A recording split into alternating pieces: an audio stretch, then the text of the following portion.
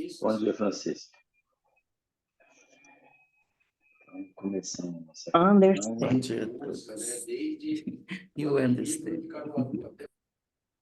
Então, vamos começando aí a nossa reunião, né? Falando do capítulo 12. Agora vamos falar sobre a palavra de verdade. Porque a semana passada eu pensei que fosse essa, né? E agora é realmente a palavra divina. Então, nós estamos vendo aqui a importância da vida de Jesus, que mexe com todos nós até hoje, né?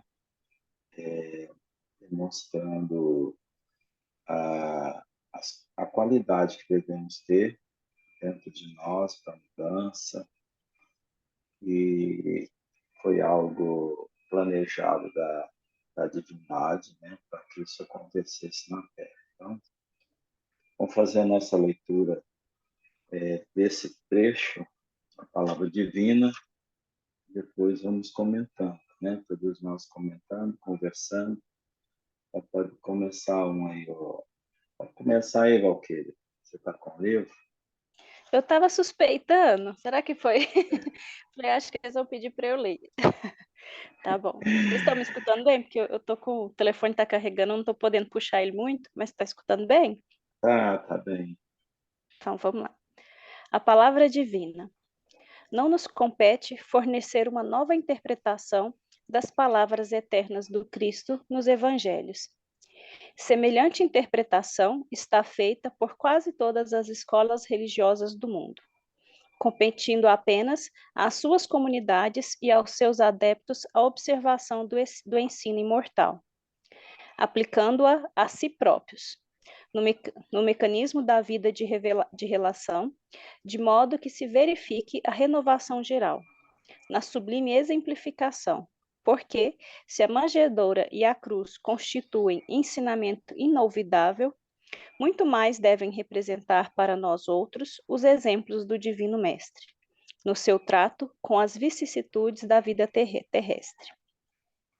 De suas lições inesquecíveis decorrem consequências para todos os departamentos da existência planetária, no sentido de se renovarem os institutos sociais e políticos da humanidade, com a transformação moral dos homens dentro de uma nova era de justiça econômica e de concórdia universal.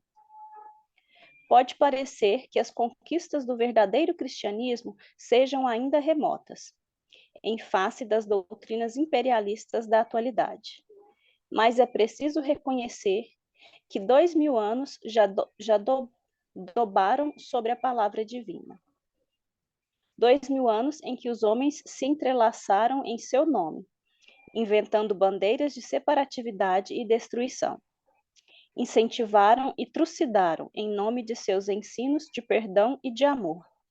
Massacraram esperanças em todos os corações. Contudo, o século que passa deve assinalar a transformação visceral nos departamentos da vida. A dor contemplará as obras generosas da verdade cristã, porque os homens repeliram o amor de suas cogitações de progresso. Incendiaram e trucidaram, né? Por incentivaram e incendiaram. Incendiaram. Foi mal. Então, mas tem palavra que às vezes dá para todo sentido, né? Deixa cobrir. Mas é o cérebro, né? Você começa o começo e o fim. Leitura Autocompleta. dinâmica. Então, vamos lá. Isso denuncia a pessoa acelerada, né? Natália, você vai ouvindo aí, vai participando, viu? Fica preocupada com os assuntos, não, tá bom? Então, vocês acham que a doutrina espírita ela já mudou com esse apelo do Cristo? A gente tem isso vivo dentro da doutrina espírita, porque de todas as doutrinas parece que está faltando, né? O Cristo, está faltando as instituições, parece que ainda o Cristo não está, sobretudo, valendo, né? Parece que o orgulho ainda está, nosso orgulho, nosso egoísmo ainda está muito latente, né? Vocês acham que isso está acontecendo? Porque o Cristo ele veio para trazer realmente uma mudança de visão, uma mudança de norte. Será que isso já aconteceu? Está acontecendo? Vem acontecendo? Vai acontecer? O que vocês acham? Daniel, enquanto eu estava lendo aqui, eu estava lembrando que eu vim da igreja católica, né? Eu fui católica até a minha filha mais velha é batizada na igreja católica, inclusive. E quando eu li aquele livro Paulo e Estevão, me deu uma revolta, assim, quando você vai lendo, eu ficava agoniada, eu falava, não é possível, né? As pessoas sendo mortas, fritas, vivas, né, em nome de Jesus. E aí você falou um negócio que eu pensei, assim, essa questão do orgulho, do egoísmo, eu acho que as religiões, né? Falando em religiões mesmo, Cristo é secundário. Acho que ali está muito mais o orgulho, a vaidade, a instituição, né? Levar o nome de Cristo em benefício próprio, o que eu vejo muito nas igrejas, assim, não em benefício próprio da pessoa, mas da instituição, né? Hoje eu observo muito nesse sentido. E o que eu entendi aqui, que acho que o primeiro parágrafo já falou tudo, tipo assim, é o que ele fez, o que está escrito, o que eu entendi aqui, né? As pessoas escrevem, traduzem, não tem que traduzir. O que Cristo vai falar não está escrito, está mostrado, né? E aí as escrituras eu vejo muito assim, cada um puxa para o seu, né? Tem várias traduções, lógico que não foge da realidade, mas tem as suas interpretações, né? E eu vejo nas instituições religiosas muito isso hoje, assim. Eu percebo, a minha percepção, né, é de que é muito mais uma vaidade, um egoísmo de querer para si, né, do seu céu, das suas verdades, do que de fato falar de Jesus, dos exemplos, né? Eu vejo que na doutrina espírita a gente fala muito sobre a vida, os exemplos de Cristo. E nas outras isso não é tão forte, assim, falar muito de Cristo, né? Por exemplo, eu ia na igreja católica, se você prestar muita atenção, em um ano é cíclico. Começa a mesma coisa, as mesmas leituras, as mesmas cartas, e aí eu falo, mas não dá para acabar, né, o que tem que ser dito, o que tem que ser ensinado em um ano. Então, hoje eu tenho essa visão um pouco mais crítica, também não estou totalmente certa, né, mas um pouco mais crítica de religiões como um todo. Ô, É, Valquíria, é interessante que eu também fui criada na Igreja Católica, aliás. A minha família é muito católica, muito. As pessoas são católicas, minha família é muito católica. E interessante que quando eu sou a única pessoa da família que, pelo menos que eu saiba, né, que veio para o Espiritismo. Hoje eles me respeitam, mas foi muito difícil. E quando eu li Paulo Estevam, nossa, cara do céu, eu também fiquei muito revoltada. Porque na Igreja Católica, os santos são ovacionados. Então era São Paulo, né, cara?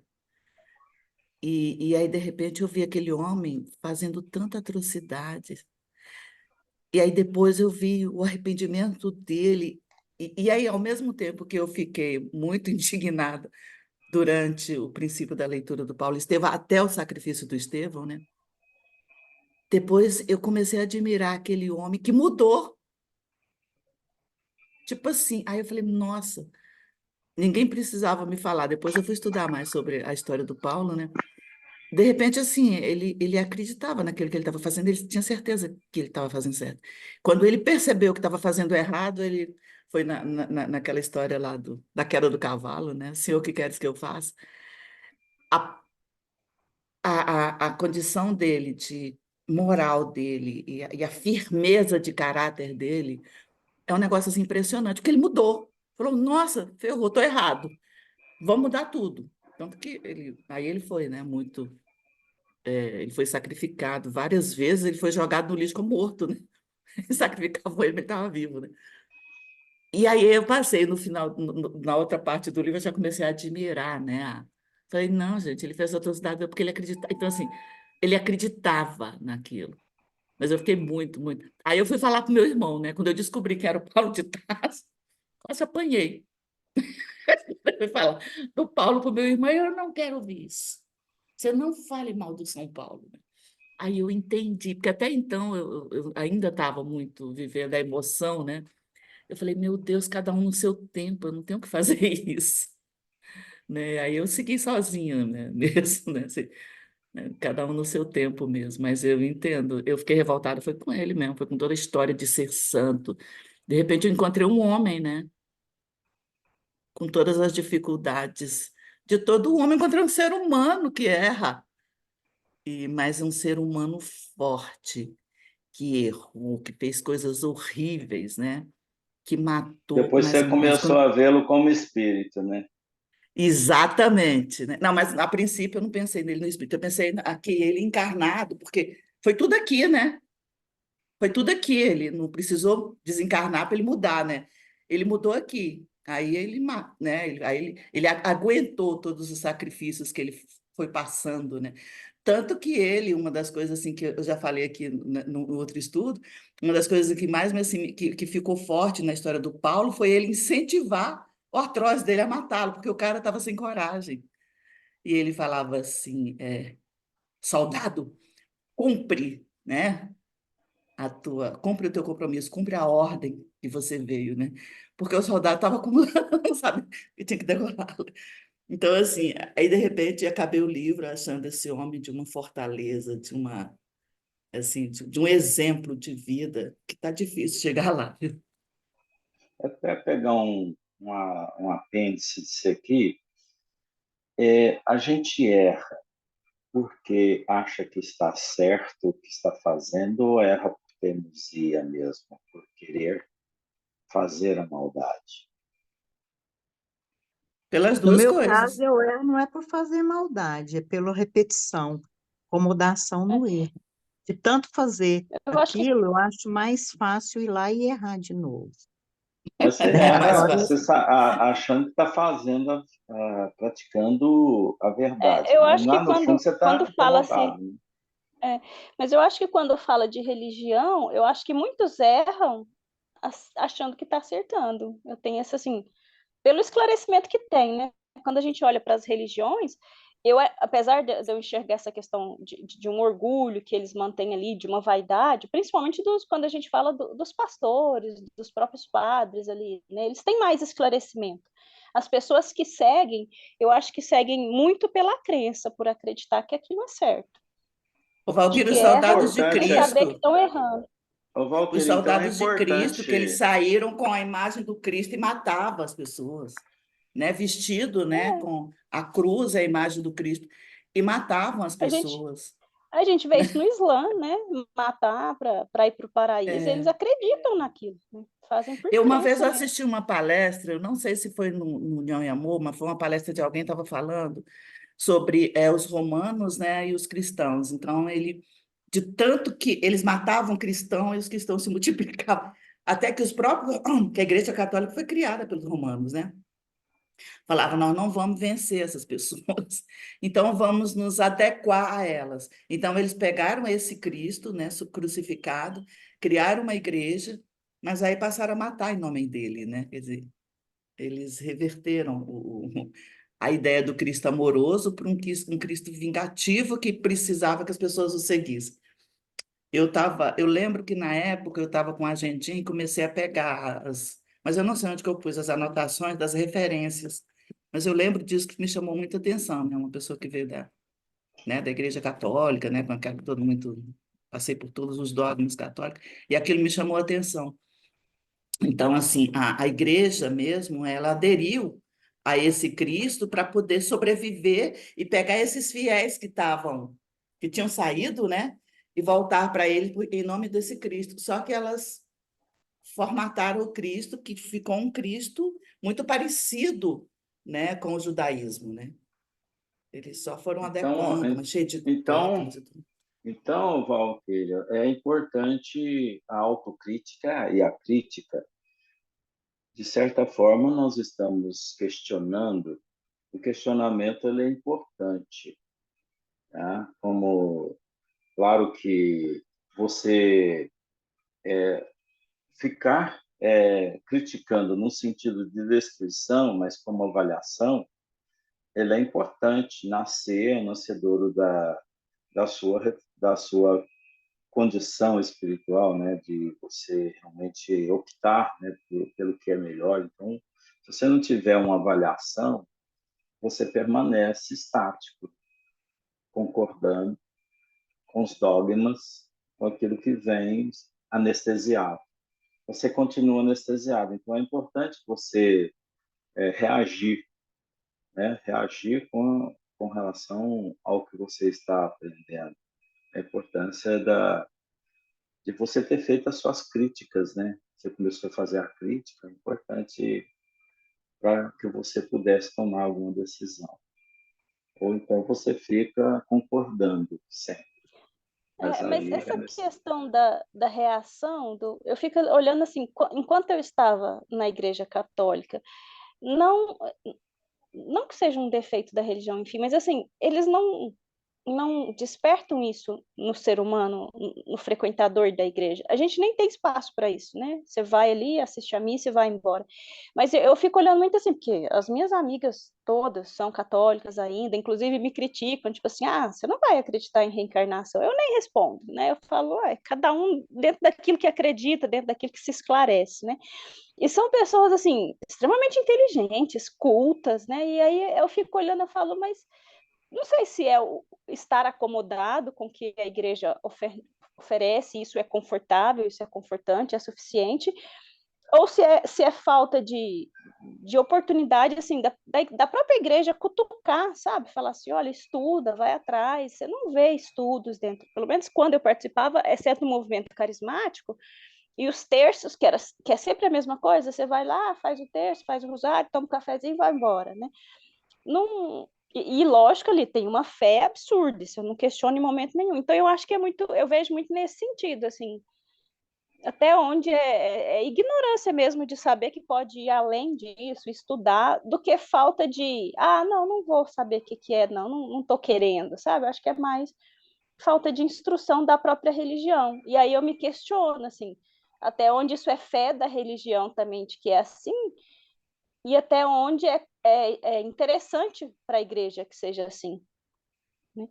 Eu vejo muita coisa, por exemplo, eu até parei de acompanhar um pouco, mas eu acompanhava muito a questão do papado, né? E aí você vê o Papa Francisco, ele trazendo algumas verdades que as pessoas tinham, né, receio em cutucar e tomando algumas atitudes. Só que isso que eles não, que eu vejo assim, que às vezes isso que eles não fazem lá na cúpula, né, no grande, para abafar algumas coisas e tudo, isso vira fé dos que estão na ponta, que chega para eles só o incentivo da fé, né? E o porquê daquela decisão ali é desconhecido, e até então, para quem está na ponta, isso é fé, né? Tem que ser assim, fé em Deus, e às vezes aquela decisão lá em cima foi de próprio interesse, né? Ou para Ô, Valquíria, cobertar você alguém, você ou já para ouviu falar manter uma. no mistério da fé? Porque eu questionava muito. Chegava algum momento, eles me respondiam, não, isso é mistério da fé. Isso foi uma das coisas que mais me indignava. Você já ouviu falar nisso? Eu Não, questionava. Eu questionava demais tudo isso. Eu perguntava muito, por exemplo. Eu perguntava as questões das pessoas que nasciam em famílias. Eu tenho uma irmã excepcional, né? Tenho uma irmã que nasceu com retardamento mental. E não faz sentido, assim, não tem nada físico nela, né? Ela já passou por todos os tipos de exame. Então, eu questionava muito. E quando eu perguntava nas igrejas, não fazia o menor sentido essa história de mistério. Não, você tem que ter fé. Eu falei, mas eu tenho fé em quê? O que que explica isso? Ele falava, isso é o mistério da fé. Então, assim, quando eu começava a fazer muito questionamento, aí barrava no tal do mistério da fé. E esse tal de mistério da fé foi que fez eu pular esse mistério da fé, foi procurar outras coisas, né? Eu falei, não, pode ser só mistério, tem que ter explicação. É porque você começou a não concordar mais, então aí você buscou uma resposta, e a resposta você achou. A fé cega não significa que ela não seja fé. Ela é fé, só que é cega, mas ela é fé. Então a gente sabe que a pessoa ela crê e o que importa para ela crê. Sim? Alguém falou aí? Não? Mas pensei que alguém É tinha o falado. Amaro que começou a falar e parou aí. Não, na verdade eu não comecei, mas Daniel, eu vejo a coisa assim de um modo assim mais amplo, porque lembra que no livro Boa Nova, o próprio Cristo, ele disse para o Pedro que o homem é mais frágil do que perverso. Então, você veja que ele tinha essa consciência e nós sempre aproveitamos dessa fragilidade em benefício próprio. Você pode ver, eu vou citar o meu exemplo mesmo. Até 2012, eu ia à missa às 8 horas para ficar livre o resto do dia e não ter compromisso com mais nada. Então, ou seja, a gente sempre teve aquela preocupação assim de botar o Cristo na cruz e a mensagem dele você deixa de lado, porque a mensagem é comprometedora. Então, deixa ele lá pregado na cruz, vamos adorar como se diz, vamos adorar o frasco e o conteúdo, que é o que importa, a gente deixa para depois. E é muito que nós espíritas fazemos também, ou seja, a gente preocupa em. Hoje a gente tem, fora da caridade não há salvação. Então, tem muitos de nós, eu me incluo, que fazemos caridade e deixamos de cuidar realmente da salvação, de evoluir, de crescer, de se autoconhecer, de mudar, da mudança íntima. Então, a gente continua frágil e usamos dessa fragilidade em benefício próprio, o que é muito mais fácil.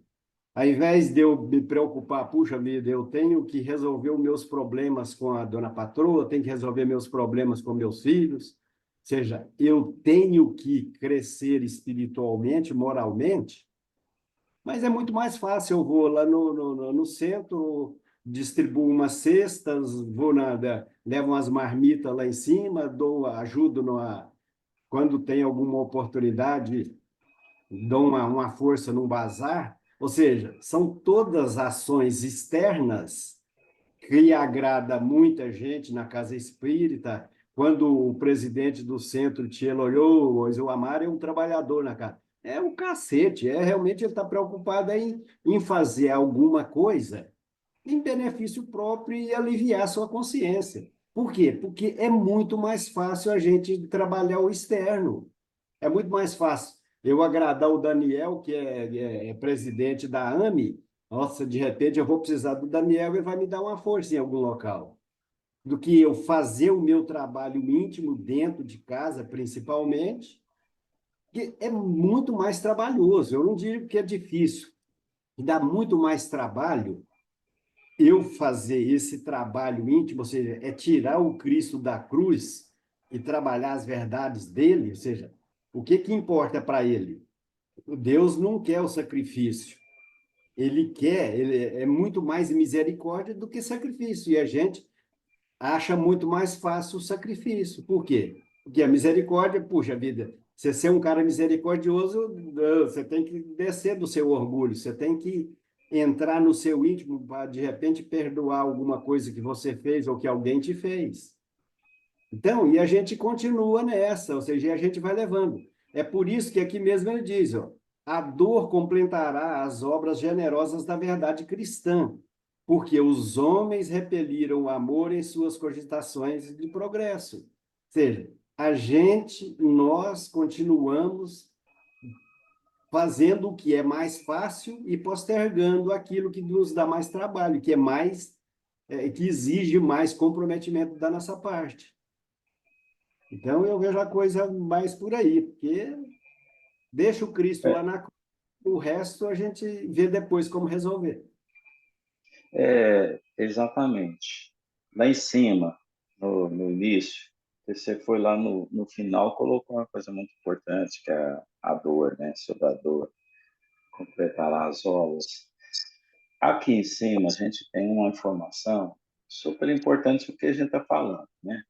Semelhante interpretação está feita por quase todas as escolas religiosas do mundo, competindo apenas às suas comunidades e aos seus adeptos a observação do ensino imortal observação do ensino imortal, aplicando a si próprios no mecanismo da vida de relação, de modo que se verifique a renovação geral. Na sublime exemplificação, porque se a manjedoura e a cruz constituem ensinamento inovidável, muito mais devem representar para nós outros os exemplos do Divino Mestre, no seu trato com as vicissitudes da vida terrestre. A gente tem tudo na mão. Todas as instituições religiosas, escolas religiosas do mundo, têm essa interpretação na mão. A gente já tem esse elixir, né? Basta a gente realmente entender esse conteúdo que o Amaro colocou. A competir apenas as comunidades e os adeptos que possam verificar isso no ensino da imortalidade nossa, porque o Cristo trouxe um fundamento para a eternidade, ele não trouxe só para o momento, ele trouxe uma informação para que fique nos nossos corações eternamente. E isso aqui é um ensino que prevalece em todos os orbes, em todas as constelações do universo. Então, a todas as galáxias, todos os centros de força do universo, é a mesma lei. Então, nós já temos esse elixir aí, essa fundamentação, a gente já tem na mão. Basta o quê? A gente pegar, entender e fazer com que aquilo realmente seja vivo dentro de nós. Então, essa é a maior luta, essa é a maior nossa luta, né? Daniel, nessa série que está disponível no Netflix, o The Chosen, mas tem um encontro de Cristo lá com Nicodemos, que está certo, que eles, no mundo, a mensagem está dentro do conteúdo, mas ele disse uma coisa lá para o Nicodemos, que eu acho que sintetiza a mensagem dele, do que o Cristo veio fazer realmente, porque que o Nicodemos também, ele esperava que Cristo fosse livrar os judeus do jugo romano. Aí eu lembro assim, direitinho da imagem que o Nicodemos olha para ele assim, não, eu não vim para isso. Lógico, não foi com essas palavras, né? Mas ele olha para ele assim, com aquela cara, que é o Cristo lá do The Chosen, ele tem uma cara assim, tão humana, tão eu diria assim, tão... Dia a dia. É tão natural assim, ele olha com aquela cara assim dele, assim, para o Nicodemos, não, eu não vim para isso. Lógico, não falou com essas palavras. O meu negócio, a minha mensagem é o reino dos céus. Eu não estou preocupado com o jugo romano, eu não estou preocupado com o Império Romano. Aí o Nicodemos olha para ele e fala, eu acredito. Assim, uma cena muito forte, que realmente do seriado todo que me marcou muito foi esse encontro com o Nicodemos. E aí o Cristo convida ele a segui-lo, né? Coisa que não é nos evangelhos, não consta. Mas, e o Nicodemos quase, até na sequência, até o Cristo, que a ideia 2 dias eles iam sair de Cafarnaum, aí o Cristo, ele vê que o Nicodemos vai e leva deixa uma bolsinha com as moedas de ouro lá, e aí o Cristo deduz que foi ele, né? E aí ele fala assim, você chegou tão perto. Aí eu lembro da passagem do Cristo com o Emmanuel, né? Com o senador Públio, falou que cabe está no seu querer seguir-me agora daqui a milênios. Então, e é o que nós estamos fazendo a toda hora, ou seja, nós estamos sempre sendo convidados com essa mensagem clara, ou seja, o que o Cristo veio trazer. Meu filho, eu não estou preocupado se você é brasileiro, se você é judeu, se você é inglês, ou seja, eu estou preocupado com você espírito, ou seja, é a imortalidade da sua alma. E a gente insiste em ser bairrista, a gente insiste em defender o meu bairro, defender o meu time, defender o meu governo, defender o meu partido. Ou seja, a gente continua insistindo com essa mensagem terrena, ou seja, a gente não tira os pés da terra. Ou seja, e eu vejo que a gente só vai conseguir realmente superar essas dificuldades que a gente está passando, e principalmente vamos passar muito ainda com essa situação que está acontecendo hoje, a partir do momento que a gente se convencer, puxa vida, não importa se eu sou brasileiro, se eu sou americano, se eu sou judeu, o que importa é que a minha vida, ou seja, é eterna. Então, hoje eu estou brasileiro, amanhã eu posso estar judeu, amanhã, depois de amanhã eu posso estar em qualquer Islâmico, local né?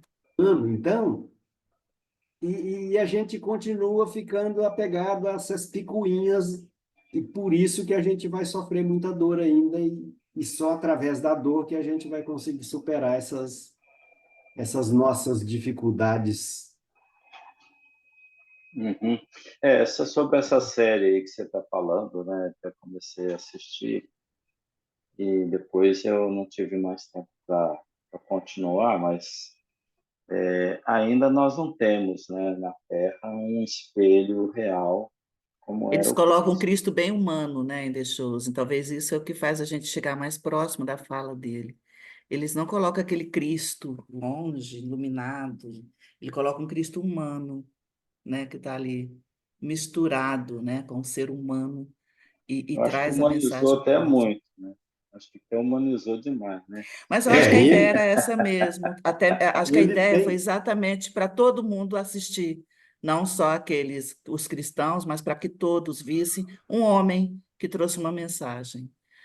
Eu gostei disso, eu gostei. Assim, a parte que eu vi, eu gostei. Para quem conheceu o Chico, que é um exemplo de como que era a alma do Cristo, eu acho que a gente ainda está distante de mostrar como realmente é o Cristo. Senão a gente espelha naquilo que é demasiadamente antes aplicado e que está aplicando hoje. Porque é a questão da crítica aí que a gente pode fazer, como a Walter colocou, né? Porque para a gente ter uma visão melhor. Então, quando você vê o Chico Xavier, você vê uma alma iluminada, uma alma diferenciada. Então, a gente não pode incorrer nesse erro de tirar essa luminosidade do Cristo e deixar de colocá-lo na imagem que realmente ele é. Eu ainda vou assistir, ainda vou ter esse prazer de ver um filme que vai colocar o Cristo mostrando todas as ações magnéticas que ele operava em torno de si mesmo. As operações do amor e da transformação que ele provocava em torno de si. Ainda a gente vai ter isso. É importante a mensagem que está sendo transmitida, sim. É importante a forma que está sendo colocada, sim. Mas a gente não pode perder também aquela grandeza espiritual do Cristo. Aquilo que ele era realmente um homem diferenciado. Não estou buscando isso de forma sintética, mas assim de forma real do que ele representava, porque ele chegava e transformava as pessoas, sim. Ele tinha um poder não só imagético, mas um poder de mudança sobre as pessoas, de ajuda sobre as pessoas, né? Então, eu não estou fazendo uma crítica direta, mas indireta, eu acho que nós temos Ô, que Daniel, mas no filme ele esperar por faz um momento. isso. Só que ele faz isso sutilmente, ele não faz isso com milagre, com grandes espetáculos. Ele faz isso com uma sutileza, com um olhar, né? Por exemplo, quando teve o encontro dele com a Maria. Ele não precisou fazer nada, ele só olhou para ela. E aquilo ficou. Então, o filme, ele vai colocando um Cristo, porque eu entendi que esse filme foi feito para os não cristãos, entendeu? Porque nós cristãos, a gente coloca já o Cristo já entendendo ele com toda a sua magnitude e tudo. Mas foi exatamente para aquelas pessoas que rejeitam o Cristo, né? Esse homem, quem que é esse homem que faz milagre? Então, assim, ele está misturado ali com a humanidade e ele faz uma transformação de uma forma muito sutil, com um olhar, com uma forma, tipo, um toque. A pessoa fica assim, aquele negócio que martelando na cabeça, né? Quem que é esse homem, né? Esse homem simples. Então, eu percebi essa Eu essência no penso filme. quem está assistindo, por exemplo, você já é uma crítica por natureza. Você assiste com essa crítica. Mas quem não tem a crítica, assiste como? É isso que eu preciso Não, hein, verificar. Daniel? Hum. Mas eu vejo o seguinte, veja que mesmo aqui nós estamos discutindo o filme. A minha intenção não foi trazer o filme. A minha Mas intenção é foi bom. É trazer bom. a mensagem que ele deixou bem clara na série. Ou seja, a preocupação dele não é com esse mundo. E nós aqui, por eu ter citado a série, nós estamos discutindo o mundano. Ou seja, ele não está preocupado com isso. E eu acho que nós só vamos conseguir crescer a partir do momento que a gente entender a mensagem dele e praticar, só isso. Eu vejo dessa forma, assim, tá? Mas Sim. Eu estou só fazendo um adendo, né? Eu também critico os filmes espíritas também. então, Eu mas é tenho o que que fazer nós, isso. ei, Daniel, mas é É, o que nós achamos mais fácil fazer, ou seja, ao invés da gente pegar a mensagem dele, introjetar e praticar, a gente ainda continua preferindo botar ele na cruz. É nesse sentido que eu... exato. Aham. Eu achei que eu estou só falando a nível de autorreflexão mesmo. Não estou falando aqui que a gente vai continuar nisso, não. Essa observação. É mesmo assim que a gente sempre está observando o que realmente se produz nas telas, né? Porque a imagem é tudo, a imagem ela representa tudo. Ela vem antes da palavra, ela vem antes da fundamentação. Então, eu acho que é importante isso nos filmes espíritas que estão sendo produzidos. Tem algumas faltas que eu acho que poderia ser corrigida até pelo auxílio da federação que está junto, né? A federação está ali dentro, poderia até dar uma mudança em algumas coisas para melhorar. É só mesmo uma crítica que nós estamos estudando aqui, então nós temos que estar colocando e não deixando isso dogmático, né? Não, a gente tem que aceitar e tal, é tudo desse jeito. Não, eu estou simplesmente jogando uma discussão para poder refletir melhor sobre o que nos vem como ingrediente, né? Porque a obra de Emmanuel, ele traz exatamente como Cristo é. De fato, ele não faz essas limitações, coloca como sendo o homem, mas ele é um ser diferente e a grandeza da mensagem dele é bem superior.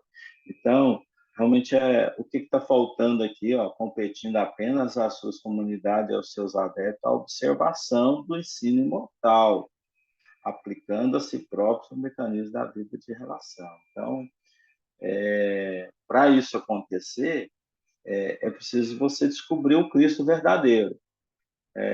Você precisa descobrir como ele realmente era. Aí tem uma frase que o Bacelli sempre falava nas suas palestras, e eu acho que ele deve falar até hoje.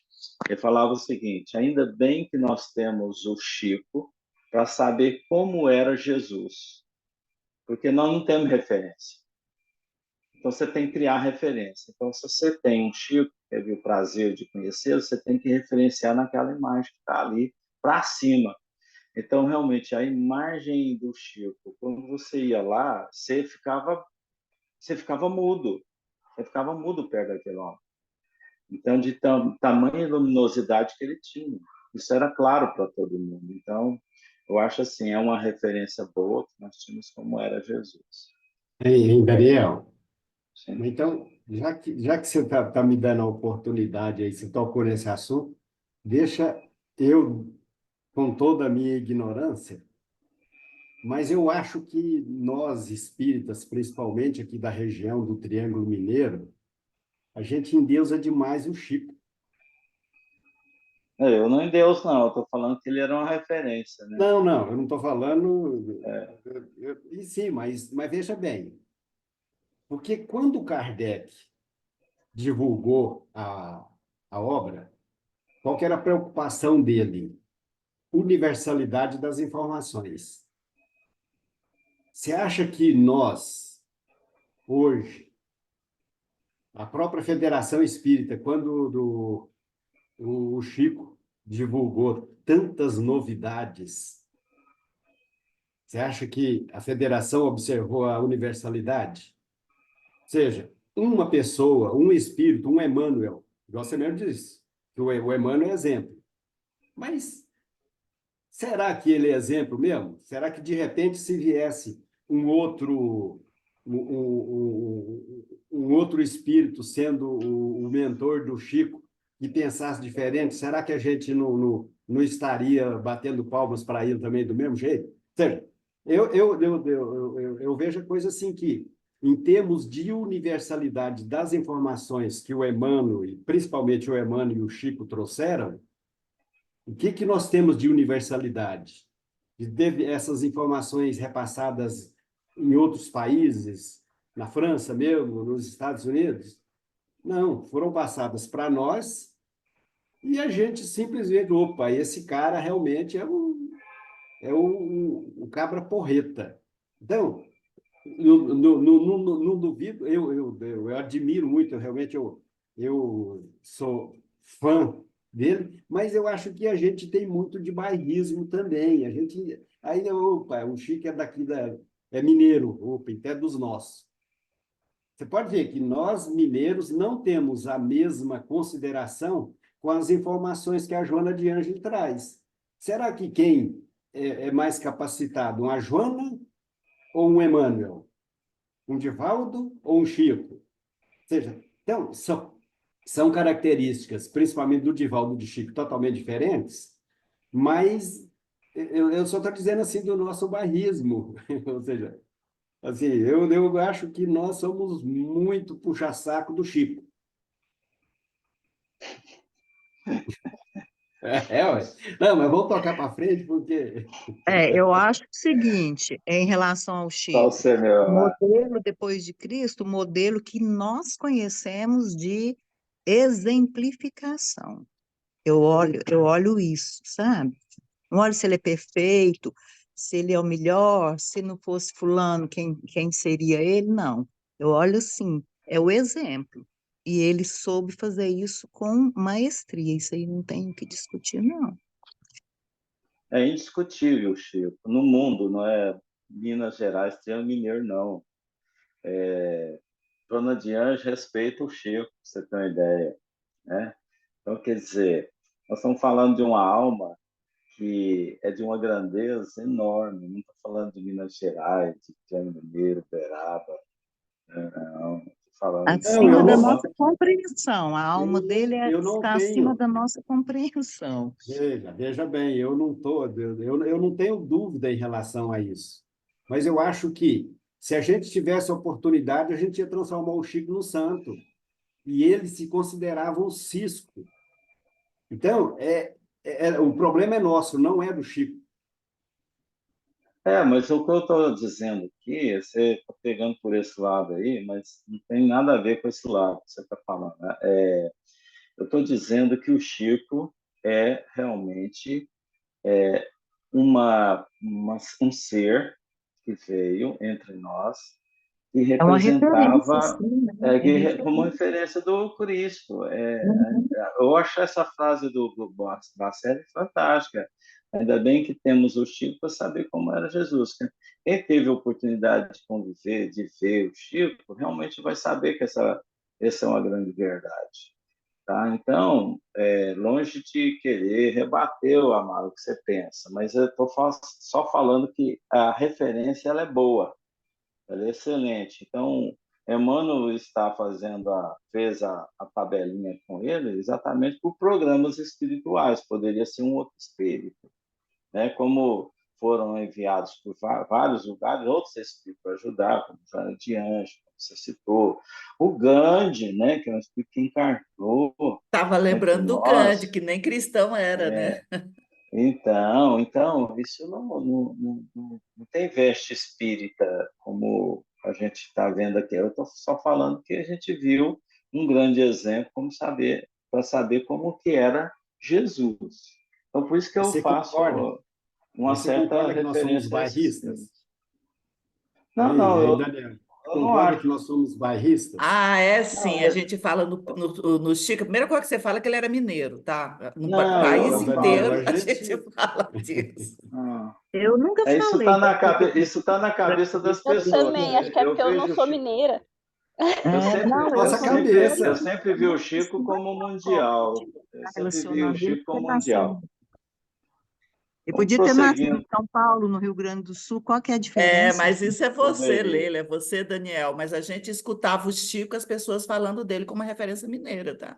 Mas Não, não estou falando do aí é o espírito. problema que o Amar falou, das pessoas. Eu não estou falando É, o problema Exatamente. O dessa problema não é referência com o pessoal, né? Chico, o problema é da com as visão das pessoas mesmo. Isso é sério. pessoas. Hein, Eu- Daniel? eu- E já está quase na hora de eu comer pastel e nós continuamos discutindo o externo. tá, vamos lá.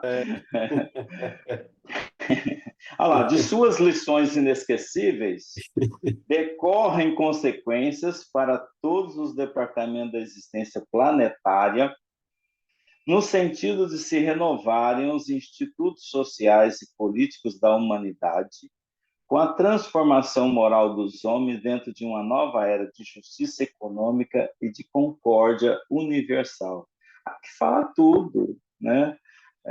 Das lições do Cristo, o que vem?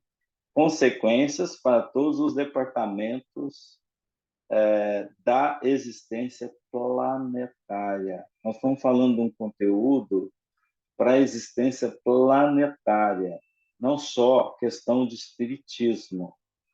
Não, às vezes a pessoa pode até trazer o bairrismo, né? Fala, não, isso aí veio, Cristo veio trazer para a revelação espírita, ter a fundamentação dela e tal. Não, ele trouxe para a vida dos homens, a vida planetária, no sentido de se renovarem os institutos sociais e políticos da humanidade. Então, é uma mensagem, é um ingrediente para nós utilizarmos para a transformação de tudo que a gente vai fazer, inclusive nas atividades materiais que está faltando. Então, por exemplo, separa-se muito religião das nossas atividades profissionais, né? Então, você tem que aplicar dentro daquilo que você faz o Cristo. Você saber fazer isso dentro da sua profissão, tá? As maneiras corretas de ser. Então, é um ingrediente também, não só para as comunidades religiosas, mas para as comunidades de trabalho, de ações humanas e todas as ocupações que o mundo tem. Por isso que nós não somos ainda mundo feliz. Nós não somos ainda nesse estágio, nós não estamos nesse estágio de mundo feliz, porque a gente insiste em não aplicar essas regras universais. Vocês acreditam que em outros planetas isso já tem sido aplicado, a ciência tem aplicado o conteúdo das informações? Ou vocês acham que isso sempre vai ser modelo para a religião? Depende do estágio moral desse planeta que você está falando. Aí. Pode ser Vamos que lá, eu estou sim, pode falando ser sobre que não, né? Saturno, então. Vamos lá sobre É, Saturno. Saturno, eu ia Ah, te falar isso. para você falar do Aí marido Saturno, sim, da já Maria tá João mais Batista. adiantado, está mais evoluído, já passou dessa fase. Então tá. Como é que seria lá essa aplicação? Essa aplicação aqui do Cristo já é fundamentada, gente. Já é cotidiana, né? É da pessoa, já é espontânea nas pessoas. Isso já vive nas pessoas, né? Isso já Uhum. é parte do comportamento humano, É o daqueles natural delas, né? é o É o natural. natural isso. Lá já não tem mais a palavra orgulho, você já está rabiscado. Essa palavra não se usa mais. A melhor coisa que tem é quando nós deixarmos de usar certas palavras, porque elas são fortes hoje. Egoísmo. Elas são fortes hoje na Terra porque elas são vivas. Você pode notar, tudo que nós falamos aqui de forma acentuada é porque elas existem. Então, isso tem que banir do vocabulário. Como é que você vai banir? Tirando as ações, porque enquanto tiver as ações, elas são vivas. As palavras, esse ainda está na moda, né, de usar. Então, ao dia que você largar de usar Coca-Cola na Terra, Isso aí, daqui a alguns 50 anos, vai ser só na história. Ah, tinha lá um negócio lá que chamava Tinha um Coca-Cola, veneno ali, né, que um todo mundo veneno, gostava, todos né? nós gostávamos, né? Mas um dia o homem poderá tirar a Coca-Cola. Então já não será mais uma marca valiosa. Ela só é porque realmente tem o consumidor, tem aquele que realmente usa. Então o orgulho é porque ele é valorizado porque se usa. O crime é uma coisa, guerra é também outra coisa. Então, se usa muito ainda na Terra, mas tem que tirar isso da existência humana, acabar com o vocabulário dessas palavras, mas você tem que matar a origem delas, que faz elas ainda serem vivas. Então, é o orgulho de cada um, é o egoísmo de cada um a ela deixar de existir, né? Uhum. Esse ensino mortal é que nessa mensagem fala que o Cristo veio fazer para tirar isso de nossas mentes, tirar isso das nossas referências. Então a gente vive muito de referências ainda, né? Então você tem que adotar uma referência superior, adotar uma referência maior para que você realmente mire em algo melhor, algo que possa construir melhor, né? E A Daniel, gente entende pela comparação, né? A gente não tem outra forma de entender. Você tem que ter algo para comparar, para entender que o outro, né? É, o nível de entendimento nosso ainda é bem aquém. Assim, bem aquém não, é bem de acordo com a nossa evolução, não tem outra forma. Tá faltando a gente acordar. Fala, Mário. eu não sei se eu já falei isso aqui, mas eu tenho o hábito de fazer uns cartõezinhos, isso aqui, ó. Então, em 2014, eu li o livro Nos Domínios da Mediunidade, e no capítulo 13, no meu volume aqui, a Anotação. página 144, tem uma conversa lá de um mentor com um médium, e ele deixou, uma das sugestões dele é o seguinte: procuremos a consciência de Jesus para que a nossa consciência lhe retrate a perfeição e a beleza. Então, a gente tem mensagens para todo lado. Então, se a gente abrisse os olhos e tivesse vontade, perseverança, determinação, basta um negocinho desse aqui, ó. Ou seja, aqui, qualquer coisa que você for fazer, procuremos a consciência de Jesus. Ou seja, a gente procura? Não, procura para fazer, para mostrar o que que a gente não quer fazer. Porque se a gente procurasse, opa, ele faria assim, não, então deixa eu fazer diferente. Mas um dia nós vamos procurar e fazer o que ele faria. Então, é o que vai nos acontecer daqui a uns dias. E como nós temos a eternidade pela frente, eu acho que a gente não vai demorar muito tempo a ter essa consciência assim, de que o mal, que hoje o mal ainda predomina entre nós. Mas eu não acho que a gente vai O demorar que é tanto um tempo assim. milênio? Um Não, milênio, não. 2 milênios, o que são isso? Não é nada, né? A partir do Vamos momento pensar. que cada um se convencer de que tem toda uma eternidade pela frente, a gente vai ser menos ansioso e vai começar a fazer o que a gente já dá conta de fazer hoje.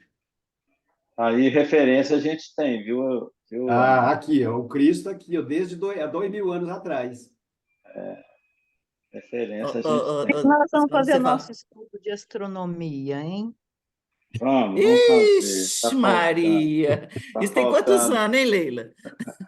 Ah, mas o O tempo não PH existe, né? Quem sabe na próxima Ele encarnação. mesmo fala, né, que o tempo não existe, né? Deve ser por isso que ele está deixando que o tempo não existe. que eu estou testando vocês para ver se vocês ficam no tempo. No tempo. O Amaro, mas quando você leu os domínios da mediunidade, você tinha lido os anteriores? Porque eu acho que esse é um dos últimos, não dele. Que é uma série, né? São 15 volumes. São que- Porque eu tenho todos, né? Mas nos domínios da mediunidade, quando você chega nele, já você está já. Lapidado.